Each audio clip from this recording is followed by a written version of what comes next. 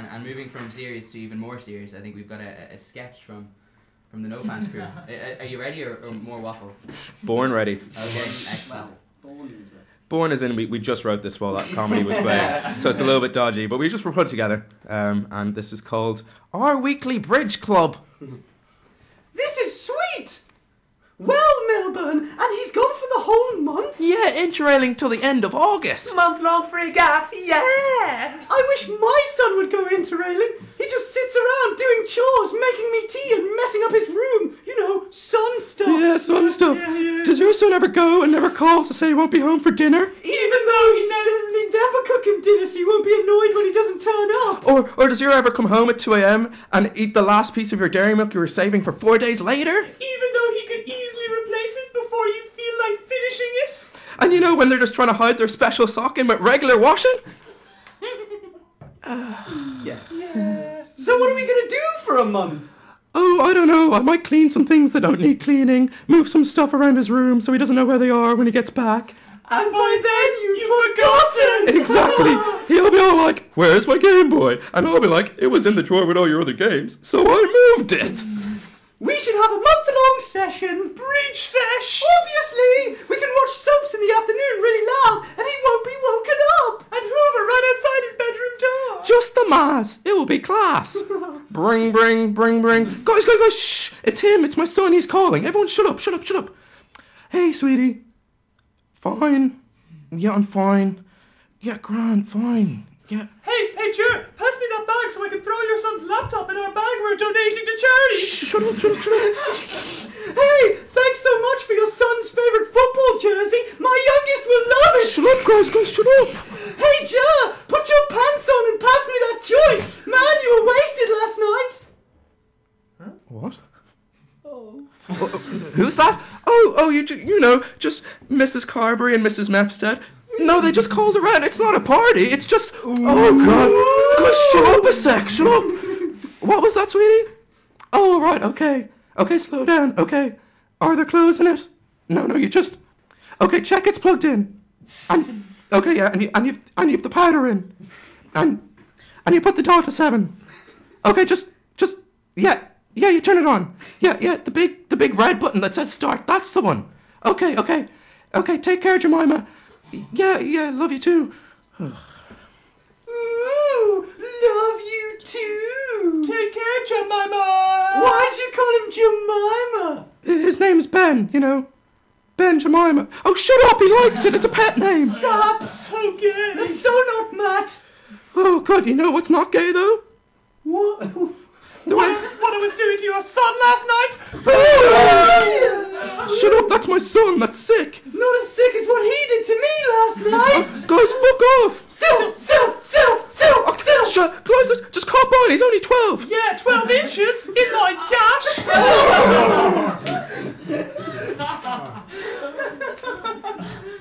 Well, wasn't that lovely? I think move on. Oh wait, there's more. There's no more. Your mum goes to college here, Gavin. So yes, she could be listening to this right now. Oh, somehow I don't. My mum is though.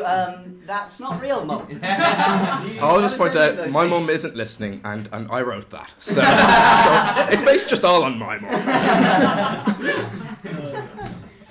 Anyway, we'll move on. Here is a sketch from Armstrong and Miller. I don't know if any of you are familiar, as we are, with what is known as intercity travel. That is to say, traversing the length and breadth of this sceptred isle by train. A splendid way of getting around, although not without its drawbacks. For one thing, it's very hard to get a decent cup of tea. And we're resistant to the charms of the tea bag. Fife prefers to take his own flask. Indeed. That way he can top it up with whatever he chooses. No need to be on licensed premises. Nor indeed within licensed hours. No, I'm being unfair on him. Poor chap suffers terribly with his digestion. He has what is known as a dyspeptic personality. I have an angry bowel. Quite so. And this makes the aforementioned mode of transport a shade inconvenient, which is what this next song is all about. Now, I'm a solid gentleman, as proper as the rest. I'm English through and through, from my socks up to my vest. Along with this comes etiquette, decorum must prevail. Exceptions, though, are sadly met when travelling by rail. I like a hearty breakfast when alighting on a carriage, but libation and vibration do not make a happy marriage. A source down below that builds and creates pressure, though in the comfort of your home may afford a certain pleasure. Is anathema in public where there is no turning back. 'Cause the bloody thing has forced its way almost out your crack.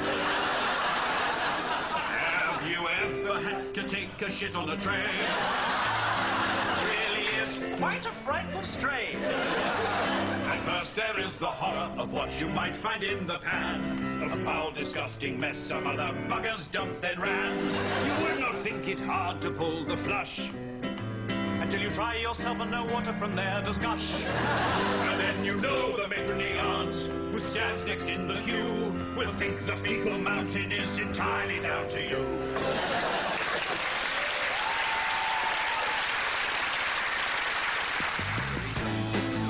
It's pretty.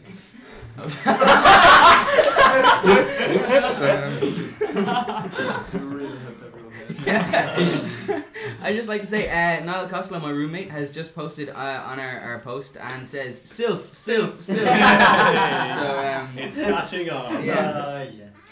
Now, what are we going to talk about next? We're going to talk about this. Okay, it's called "Don't Fly With Me."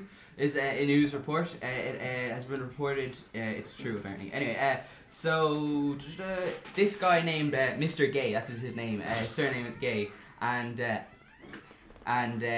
he tried to take his seat. He works with the company, the flying company. What are they called? The airline. The airline. Yes, thank you. And airline. Thanks, Ben. Yeah. He was going to take his seat. Which is obviously one that they have spare, but as there was delays to other flights, he had to be moved from the flight, so he wasn't in his original seat that he was supposed to be. And at which point the ticket agent approached the seat where Mr. Gay was supposed to be sitting, and she asked the startled customer, "Are you gay?" The man shyly nodded that he was, at which point she demanded, "Then you have to get off the plane." Mr. Gay, overhearing what the agent had said, tried to clear up the situation by claiming, "You've got the wrong man, I'm gay." This caused an angry third passenger to yell, "Hell, I'm gay too, they can't kick us all off." Then a fourth person said, "I'm Spartacus." And it's reported that the airline company have refused to comment on the incident. So, yeah. Refuse to comment. Yeah, just leave it open to speculation. I would think they want to nip that in the bud. We don't want to clear up the fact that we don't kick off homosexuals. We'd like you to decide for yourself.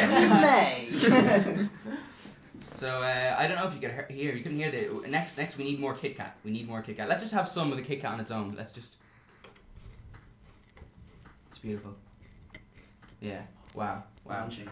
Everyone loves munching. They do. What was your most popular food that you eat so far?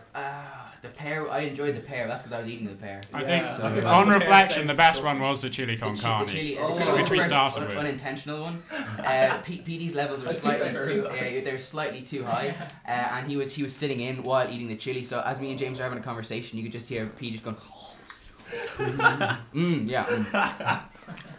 So that's classic. That's classic us, James. That's classic us. Classic Belfast. So do we want another sketch, or do we want to talk about Debenhams for a while? We can have another sketch. Do you guys Yeah, have we one can, ready? yeah. Show. Go for it. Ladies and gentlemen, your host for the evening, Mr. Brian Poops. Hi, I'm Brian Poops, and you're tuned in to Evening Poops with me, your host, Brian Poops. Gentlemen, if your wife is beside you, send her to the shops, because when she sees what we have in store for her tonight, she'll spend the rest of her marriage dreaming of poops. We've got some great guests for you tonight. Jack Gleeson will be talking about his latest film. The Fat Kid from 2.5 Men will be reading an extract from his new book. And also, Richard Keys and Andy Gray will be telling us all about their upcoming mini-series entitled Shouting Abuse at Fat Bitches. But first, ladies and gentlemen, I'd like you to join me in welcoming former teen pinup and current reality TV and panto enthusiast, the one, the only, Mr. Matt Milburn. Good evening, Matt. Great to have you. Good evening, Brian. Pleasure to be here. Matt, you've been in the news recently in relation to a lawsuit taken against you by George Foreman. Well, like I always say, Brian, one man's inspiration is another man's copyright infringement. I saw a gap in the fat-reducing cooking equipment market and decided to exploit it. I believe the latest name change will satisfy Mr. Foreman's lawyers. And what is that new name? The Matt Grillburn. Well, with all the hype surrounding your court case, it's easy to forget your career you've had.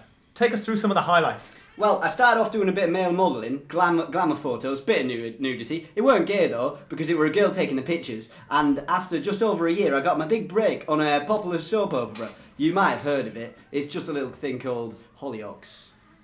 I'm right famous, me. Yes, and that was a huge success for you. How did it go down with the people at home in Manchester?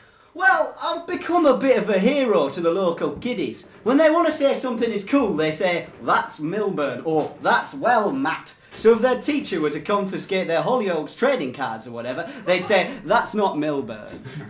And what about life after Hollyoaks? Well, I've branched out, tested me acting chops a bit more. I did an ad. It was for a catalogue, you probably didn't see it. I did a bit of panto, dressed up as a woman for that, but it weren't gay because I was thinking about tits the whole time. And then I did a bit of Shakespeare, and I had to wear tights, but that weren't gay because they hadn't invented gay in Shakespeare's day. And anyway, I were wheelbarrowing the wenches every night. I were wheelbarrowing.